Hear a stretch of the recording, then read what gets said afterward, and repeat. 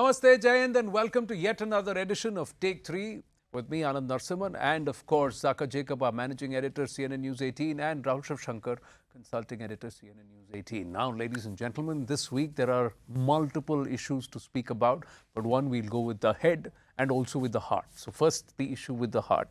What happened at Paris 2024, Vinesh Phogat. Your take, Zaka. Oh, I join a billion plus Indian fans who are completely dejected, heartbroken. I said this on the show this week when we got the news that this is a kick in our collective gut, because it's not so much the fact that, it's not like she didn't qualify, or it's not like she didn't get through to the finals. She beat, in her way through to the finals, the reigning Olympic champion, the reigning world champion, who, by the way, has an 82-0 record.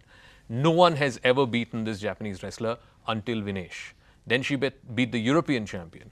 Then she beat the Pan American champion, and she rightfully got through to the finals. Unfortunately, on a technicality, she got disqualified the next morning. Of course, I get it. Rules are rules. You can't change it. Whether it is Vinesh or Michael Schumacher or Pete Sampras or whoever it is, they have to play by the rules. But these rules are not cast in stone, right? Human beings make these rules. This rule did not exist till the 2016 Rio Games. They changed it in Rio, this whole two-day business. So and there have been instances in the past where they have taken a slightly more lenient view. After all, it was 100 grams. So I join tens of millions across this country in feeling for Vinesh. Look, I'm already been called the insulting editor on social media for putting out the bare facts. My point is that, look, I'm still feeling it in my gut. It's like someone has given you a bit of a punch. Whether you like me saying it or not, Vinesh has come back and battled to the mat a large number of tribulations. She's wrestled them down into the ground. Of course, he's given you the field that she overcame in a period of 12 hours. I'm talking about the tribulations she's faced over the last 3 or 4 years, battling injuries, a callous system, and several other things. So obviously one feels for Vinesh. But I refuse to go along with the conspiracy theory that is being floated. I find it disgusting. And I think that the politicians who are going out there saber-rattling and talking about how she was done in by the B-mindedness of an establishment that wanted to rub her nose in the ground, so to speak, on the mat, so to speak, I think that is disgusting. And it shows that our politicians, our political class, and I'm being agnostic here, it's not as if, the ruling establishment hasn't done its bit to sort of pounce on opportunities. But I think the political class needs to take a step back and ask itself whether now it wants to turn sports into an akhada for their political games. Well, but sports has always been an akhada. Now, here's my take on this. It hurts, but let's ask this question. Had Vinesh been the losing semi-finalist, and had it been Guzman who had failed the weigh-in, would we have said, okay, let Guzman take the silver, or would we have said, no, she should be disqualified and give Vinesh another chance? So each nation... Well, Louisa has been disqualified in the same category. She's an Italian, and we didn't even know. No, so that's one point. There's one, if I may, just 10 seconds. I think there's a difference between the Italian case and Vinesh, because the Italian never even stepped into the ring. She didn't fight a single bout. Vinesh won 3 bouts, went to the final. It's the rule of the weigh-in. What I'm trying to say is the rule of the weigh-in. And this rule came in 2016. Again, 2016, where Vinesh was supposed to fight in the 58 kilogram category, and she was overweight by 400 grams. So in the Olympic qualifiers ahead of Rio 2016, she was disqualified at that time. So this is not something that weigh-in is a new phenomenon. She's always talked about her struggles with weight. What has been the issue is the Wrestling Federation and the world wrestlers realized that people with a greater weight category were dropping weight just ahead of the tournament and fighting in a lower category, and that gave them an unfair physical and strength advantage. That's something that wrestlers always do. No, but that the one who won gold, the American lady, exactly. she was competing in 55. She's dropped down to 50. So what they did is, what the Wrestling Federation can't stop somebody from doing it, but they made the weighing in very, very stringent. So they also said that you will not And that's the reason that there is a thought process behind this. I'm not saying whether that thought process is right or wrong, but this is what, after looking at categories across the board, they said day 1, 30 minutes for your weigh-in, day 2, it's 15 minutes. So if you really jump your weight up ahead of a big bout and a big game, we will not allow you to take that unfair advantage. And they wanted to discourage people from 58 kilograms to come and drop 8 kilos and play in 50 kilos. But for Vinesh, I think the struggle was the surgeries. It was the injuries, elbow injury, ACL and HCL surgeries, coming back from being both knees strapped to coming back and qualifying in Bishkek. The politics part, I'll tell you, if this government didn't want to send her, they could have found multiple reasons not to send her. The other thing was, many people thought that they were treating her with Cotswool and and gave her an unfair advantage because they were worried about the politics and the fallout that would happen in Haryana. She was the only one at the national trials ahead of Bishkek who was allowed to compete in 2 weight categories, 53 and 50. And many were upset about it, but they all kept quiet. The WFI also extended all facilities. Her husband was there, her coach was there, her own selected nutritionist was there, her own selected doctor was there, her own personal masseur, everything was there. She won. I mean, my point is anyone on this table, is anyone watching this broadcast who has seen what she's gone through in the last few days, questioning her right to be in the final or questioning her place in the Paris Olympics? No one is. No one is. The point is, what are people upset Zach, about? in fact, a couple of very noteworthy wrestlers have stepped into the metaphoric ring to say that, come on, everybody will my simple point is, if she well and truly deserved to be in the final, and I agree, as per the rules, she was not deserving to play the final because she outweighed.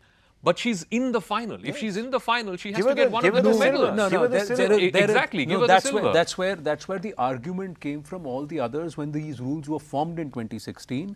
They said that when you disqualify someone, you have to disqualify the person for the whole round, because then the others should get a chance at a meritorious chance. Now, this is subject to our own argument. We may disagree with it, and the others go into repechage. Can I just ask you this, because you seem to be someone who's actually studied this very closely. Are you saying that this rule of 2-day testing was brought in because basically you had wrestlers that competed in higher weight categories that went on crash diets to make their way into a lesser category and then compete and then eat after that and have a good time? Sushil Kumar is on record that he lost 800 grams. What did he do? He spent about 4 hours in a sauna because losing all the water in his body just to make the weight cut. See, what do they do? 49.9 is what she got. She was 100 grams less, 100 grams less, 49.9. And immediately after the weighing in, they go and eat. No, but they go and eat, and then they sleep and they rest. She qualified by 100 grams. She also was disqualified by 100 grams. Correct, but those 100 grams. You can't hold that against her. But those 100 grams matter. And here's what would have happened. She fought 3 bouts, right? The last bout was only 10 seconds, but the first 2 were quite intense. So between that, she's had water intake. So the moment you do water intake, this is biology for us.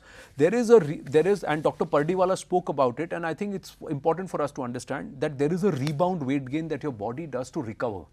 So whatever you give it to your body, it just holds on. To it. But here's my thing. We're all sort of skirting around the main issue, and this is the other thing that people are asking online. Some politicians are asking this as well. The job of the athlete is to get into the ring, get on the mat, compete, fight, and try and win a medal for India. Right? Whose job is it to ensure that she kept underweight? She made the way in. Whose job is it? It's the nutrition. Why aren't we asking that question? I'll tell you what happens. The nutritionist and the coach work with they've been working with Vinesh. Fair enough. I'm not saying they're guilty of 302. I'm just saying, why haven't we heard from the coach or the nutritionist Here's what we heard the CMO say it very clearly. But the CMO is not the one whose job it is to do that. Here's what he explained. What they explained was that because she had 3 bouts, the recovery, they said that as for Vinesh's body system, she has 1.5 kilograms of food through the day. Total weight of food she consumes is 1.5 kilograms. But when she ate, they realized that the body she was taken in too much. She was 52.7. I agree with all of that. All I'm asking who did the maths wrong? Who got it wrong? Who was the one? Why didn't they give her 500 grams of food? Nobody got it wrong in the sense of that. It's just that on that day the body said, I am not losing these 100 grams in that stipulated So her body got it wrong. No, body didn't get it wrong. Happened. The body, it's just biological. It has happened. I'm sure it happened with that other lady, but here's what Italian it is. lady boxer. I'll just wind up with this, that if this government and this disposition had decided that they will take it out on Vinesh for whatever participating in a political protest, they could have ensured that she does not qualify, she does not go. That conspiracy angle, I agree with you, but I also feel that our athletes need to be, and our team, support team need to be very, very careful, especially these weighing acts. Can I say cannot something? lose out There is on one medals because statement. there is just this, it's already, let her be 200 grams You're lighter. absolutely right, Anand. There is one statement that has resonated with me. It's also rankled a bit because I felt that it might have been a bit ill-timed, but the honesty of it has also sort of stayed with me, and that was Prakash Padukone. When he said that, look, I think athletes also have to help themselves.